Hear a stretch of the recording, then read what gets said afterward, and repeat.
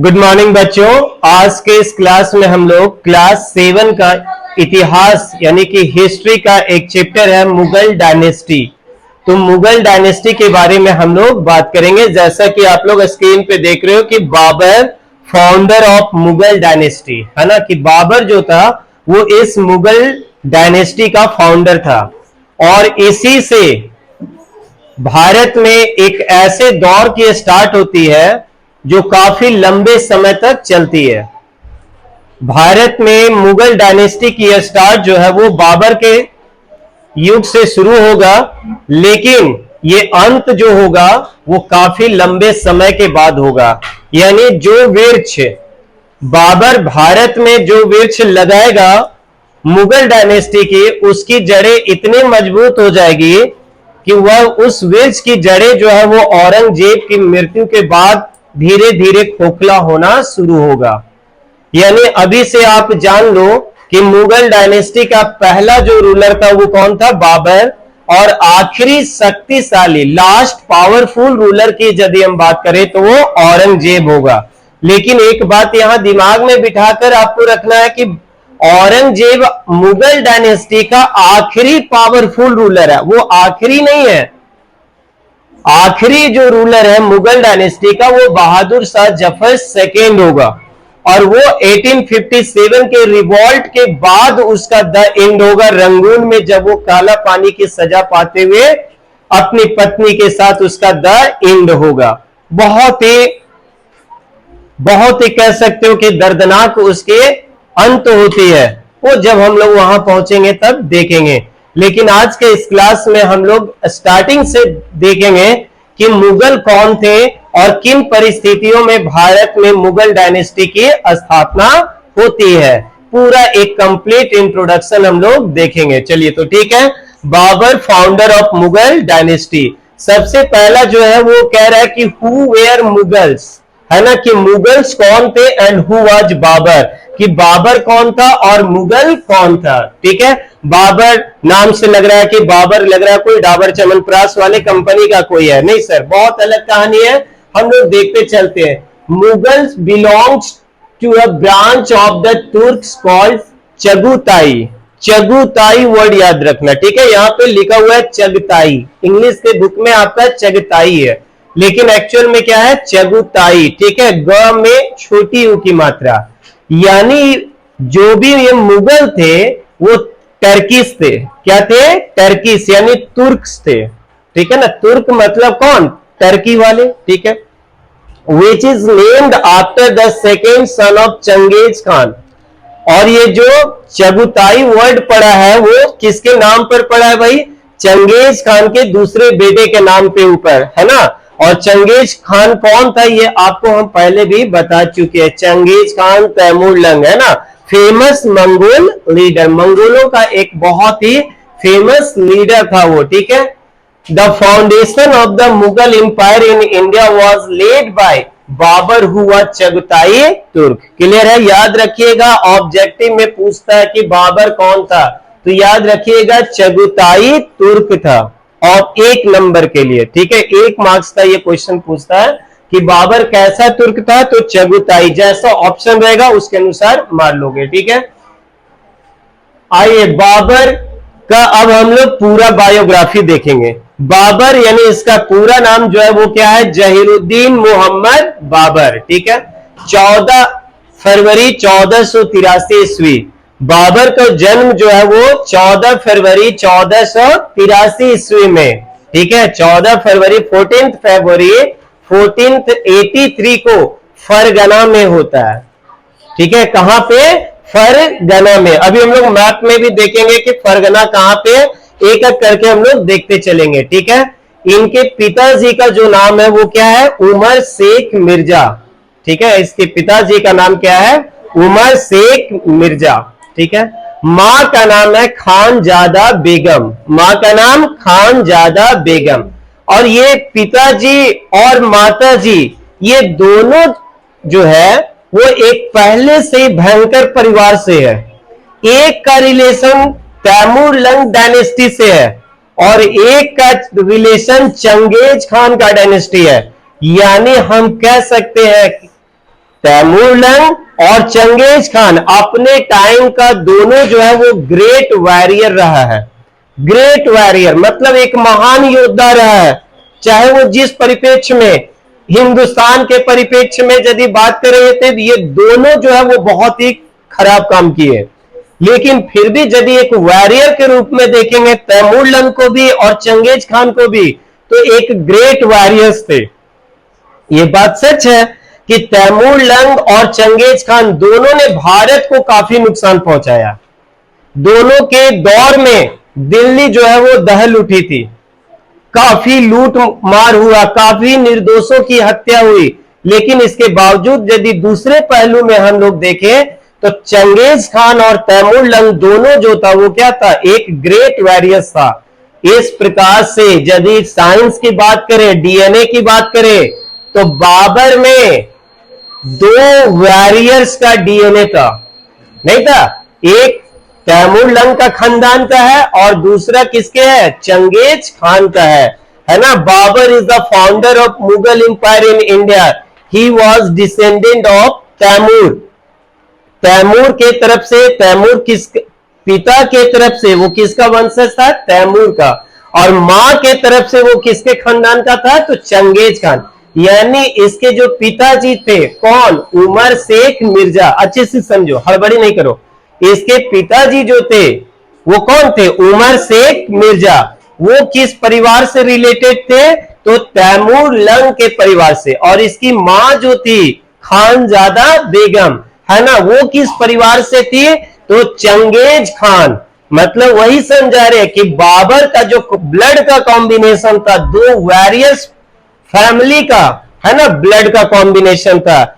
His original name was Zahiruddin Mohammad Babar. इसका original नाम क्या था, जहीरुद्दीन मोहम्मद बाबर। एक सवाल आपके बुक में भी है कि ये तो भाई टर्किश था, तुर्क था, चगुताई तुर्क था, मंगोल परिवार से बिलोंग कर रहा था, तो फिर आखिर ये इंडिया में आकर अपने आप को एक नया डायनेस्टी, एक नया नाम, अपने आप को तुर्क के रूप में रिप्रेजेंट नहीं किया, अपने आप को मंगोल के नाम पर रिप्रेजेंट नहीं किया, बल्कि मुगल्स के रूप में रिप्रेजेंट किया। तो इसके पीछे कारण क्या था कि जो नाम, जो क्रेडिट अपना नाम का पहले से बना के रखा था कौन, चंगेज खान या तैमूरलंग, ये दोनों परिवार से भारत के लोग जो थे ना वो क्या करते थे, नफरत। अभी तो हम थोड़ी देर पहले बता रहे थे कि तैमूरलंग और चंगेज खान के दौर में दिल्ली दहल उठी थी, इतने कत्लेआम उन लोगों ने किया था। तो क्या लग रहा है आपको कि ऐसे परिवार के किसी व्यक्ति से भारत के लोग कभी प्रेम दिखा पाएंगे? जिस परिवार का कोई व्यक्ति भारत में इतने निर्दोष मासूमों की जान लिया हो, कभी लोग उसको अपना सकते हैं क्या? नहीं। यही वजह थी कि बाबर जो है ना, जब भारत आएगा तो अपने आप को ये दोनों परिवार से अलग रखेगा। वो अपने आप को ये नहीं कहेगा, रिप्रेजेंट करेगा कि मैं तैमूरलंग के परिवार से हूं, मैं चंगेज खान के परिवार से हूं, ऐसा अपने आप को रिलेट नहीं करेगा, बल्कि वो अपने आप को किस रूप में रिप्रेजेंट करेगा, इंडिया में इंट्रोड्यूस करेगा, तो मुगल्स के रूप में एक नए नाम के साथ अपने आप को रिप्रेजेंट करता है। क्यों? क्योंकि तैमूरलंग और चंगेज खान दोनों की जो छवि थी वो कैसा था, भारत में बहुत खराब था, क्योंकि दोनों ने दम भर भारत में कत्लेआम मचाया था। ठीक है, कहानी से बहुत बड़ी है बाबर की, लेकिन हमें शॉर्ट में आपके लेवल के अनुसार हमें पढ़ाते हुए चलना है। मैं बताया था अभी कि इसके पिताजी का नाम जो था वो क्या था, उमर शेख मिर्जा। उमर शेख मिर्जा जो थे वो फरगना के शासक थे। कहां के शासक थे? फरगना का। ठीक है, आप यदि ये मैप को देखोगे तो ये क्या है, उज्बेकिस्तान। ये जो आप मैप देख रहे हो ना, ये क्या है, उज्बेकिस्तान। इसी उज्बेकिस्तान का एक पार्ट था कौन सा, फरगना। देखिए यहां पे, इस फरगना का वो क्या थे, शासक थे। ठीक है, फरगना के उमर शेख मिर्जा क्या थे, शासक थे। उनको एक आदत थी भाई, क्या, रोज सुबह सुबह कबूतरों को दाना खिलाने की। तो 1494 में, याद रखिएगा कब की बात हो रही है, 1494 में वो किले के ऊपर, है ना, अपने महल के ऊपर वो क्या कर रहे थे, कबूतरों को दाना खिला रहे थे। अनफॉर्चुनेटली उनका पैर जो है वो स्लिप कर गया किसी तरह से, अब कैसे किया उससे हमको मतलब नहीं है, और वो गिर जाते हैं, इससे उनकी मृत्यु हो जाती है।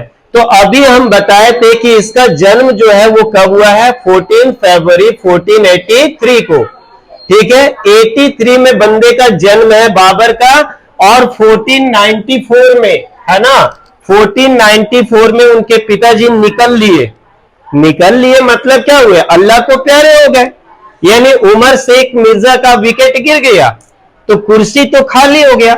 और उस दौर में मैंने बताया हो कि कोई रिलेशन काम का नहीं था, बाप बड़ा ना भैया सबसे बड़ा रुपया, आज की कहावत है, उस समय कोई बड़ा रिलेशन नहीं था, सबसे बड़ा रिलेशन था कुर्सी, सत्ता, जिसके पास सत्ता है वही पावरफुल है। तो उमर शेख मिर्जा की मृत्यु के बाद महज 11 साल की उम्र में बाबर को सत्ता संभालना पड़ा, कहां का, फरगना का। यानी जिस उम्र में आप सभी बच्चे, जो बच्चे इस वीडियो को क्लास 7 वाले देख रहे हैं तो उनका भी उम्र 12-13 सालों का हो सकता है, लेकिन आपसे भी कम उम्र के बच्चे थे, वो कौन, बाबर। 11 साल की उम्र में वो फरगना का क्या बन गया, शासक बन गया, ठीक है। लेकिन उस समय भी इसके लिए परिस्थितियां जो थी ना वो अनुकूल नहीं थी। इसके चाचा, इसके मामा सब गिद्ध दृष्टि लगाए हुए थे कि कैसे बाबर का विकेट गिराया जाए। अब बात तो समझ रहे हो कि कैसे बाबर का विकेट गिराया जाए और हम इसकी सत्ता को क्या कर ले, हासिल कर ले, समझ गए। स्टॉप। मामा चाचा उसके जो थे वो उस पर नजर गिद्ध की दृष्टि लगाए हुए थे, और वे सभी चाह रहे थे कि किसी भी परिस्थिति में हम क्या करें कि बाबर का विकेट गिरा दे और फरगना को हासिल कर ले, ठीक है।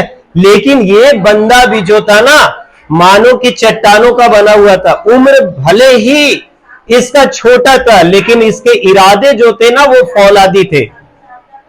कम उम्र होने के बावजूद भी लोग चाह रहे हैं कि फरगना पे कब्जा कर ले, और ये चाहता है कि हम समरकंद पे कब्जा कर ले।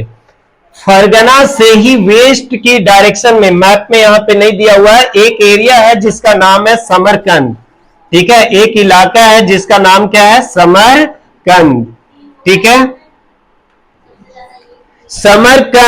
समरकंद उस जमाने का, उस समरकंद जो था उस जमाने का बहुत द बेस्ट प्लेस था, जस्ट लाइक आज के तरह दिल्ली, मुंबई, कोलकाता की तरह। मतलब जिसका कंट्रोल समरकंद के ऊपर है, मतलब उस जमाने में वो क्या है, पावरफुल है। तो ये फरगना से अटैक करने के लिए चला गया, कहां पे, समरकंद पे। लेकिन अनफॉर्चुनेटली इसको वहां पे पीलिया यानी कि जॉन्डिस नाम की बीमारी हो गई, और जॉन्डिस नाम की बीमारी होने के बाद ये युद्ध तो कर नहीं सकता है ना। तो इसके सारे लोग जो है ना, वो इसकी सेना के जो लोग थे वो भी इसको छोड़कर चले गए, और ऐसा र्यूमर फैल जाता है कि बाबर जो है ना वो मर गया। और जैसे ही ये बात खबर फैलती है तो लोग जो है वो फरगना पे कैप्चर कर लेते हैं।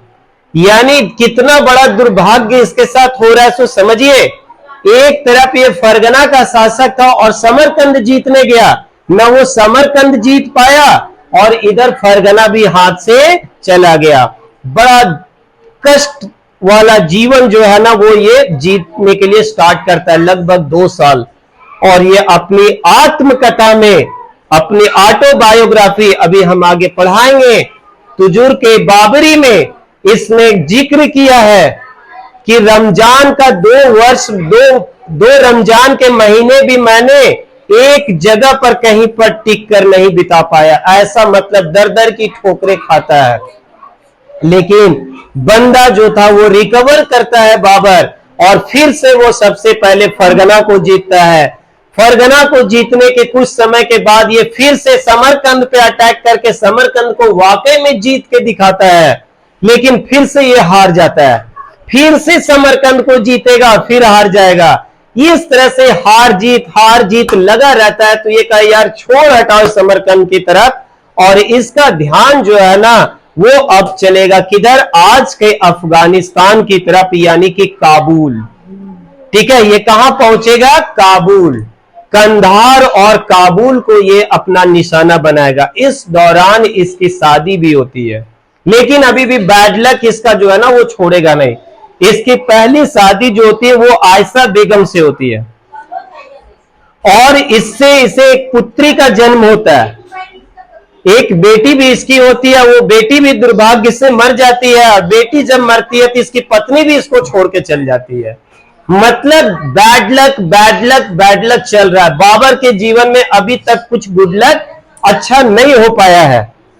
फिर से ये दोबारा अपनी चचेरी बहन यानी कजन से शादी करता है, जिसका नाम है महिमा बेगम, और उसी से इसे एक पुत्र की प्राप्ति होती है जिसका नाम है हुमायूं, जो इस मुगल डायनेस्टी का सेकेंड रूलर बनेगा, जिसके ऊपर भी हम लोग चर्चा करेंगे टाइम आने पे। ठीक है, अब इसी काबुल से ये जो है ना वो भारत की तरफ रास्ता करेगा। अब ये लौट के फरगना और समरकंद की तरफ पीछे मुड़कर नहीं देखना चाहेगा, बल्कि काबुल से इसका ध्यान जो है वो किधर जाएगा, भारत की ओर। कहा जाता है कि जब ये काबुल के रेगिस्तानों में भटक रहा था तो उस दौर में उसे एक बुढ़िया मिलती है, और वही बुढ़िया माता जो है ना वो इसे सलाह देती है कि बेटा जो तुम इस काबुल के गर्म रेगिस्तानों में जो तुम तड़प रहे हो, भटक रहे हो, तुम्हारी किस्मत जो है ना वो कहां पे है, भारत में है। तुम्हारा भाग्य जुड़ा है भारत से, तुम भारत की ओर जाओ। और उसके बाद ही ये इसका ध्यान जो है ना वो भारत विजय की ओर जाता है।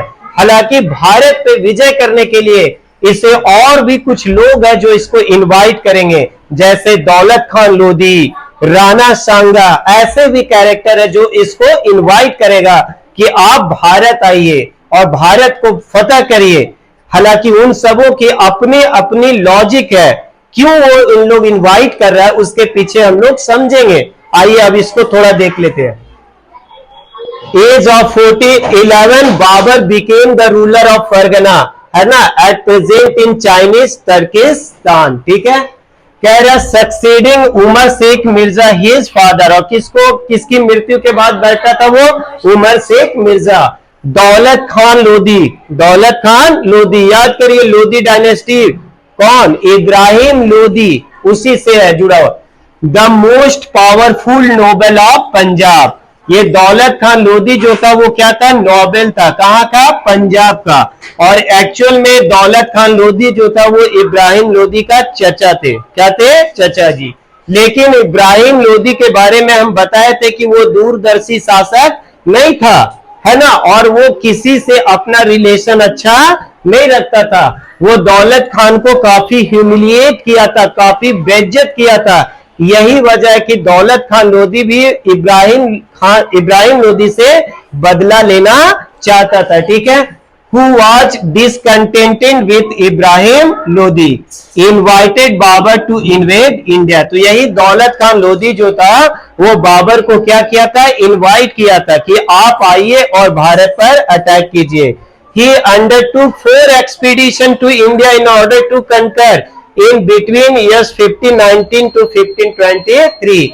1519 से 1523 के बीच में बाबर भारत को जीतने के लिए 4 बार अटैक किया।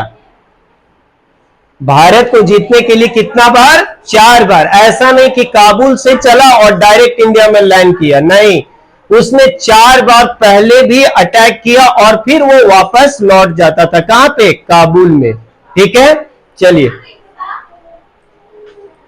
बाबर्स मिलिट्री कनकेस्ट इन 1504 बाबर ऑक्यूपाइड काबुल। अभी हमने चर्चा किया था ना कि बाबर जो है वो समरकंद को जीतता था, हारता था, जीतता था, हारता था। फाइनली ये किधर बढ़ा, काबुल की ओर। कब, 1504 में। कब, किसको जीता, काबुल को। और काबुल को जीतने के बाद, है ना, बहुत जश्न मनाया था भैया ये। इन 1524 बाबर ऑक्यूपाइड लाहौर। 24 में किसको जीत लिया? लाहौर। आज पाकिस्तान में है, लेकिन उस समय भारत का ही हिस्सा था, ठीक है।